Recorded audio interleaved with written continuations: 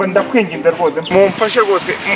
ubu ndahunze mungeze ahantu wenda nabona umutekano nge nicyo nshaka gusiga nta kibazo kugufasha niba ufite 200 ngwino 200 yego nyine nta soni gashofu ibyo bintu uri kuravuga n'ibindi yaguze ibihumbi nta mafaranga imifuka yanjye ntabwo ireba ko nta n'iritoboye mfite ikintu cyonyine nagusabye ni ukumushikana ahantu hari umutekano kuko akubwiye ngo ari impunzi none wowe uri kuramusaba 200 ngiye ngorera amafaranga mama reka kubango uyo mugabo yahunze urumva none se muri kanya ngusakanyishiremo kisi reka maze nyitabe no telefone muri mukumbiramo ibiki Allo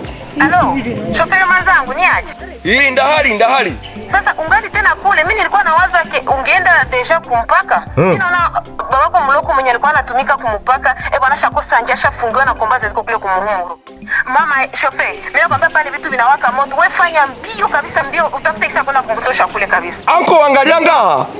Nukuri ko Imana dore kumwere reka nkwereke mfasha nukuri ko Imana ogumanga obo mfashije Imana wenda bigenza guteze ndonda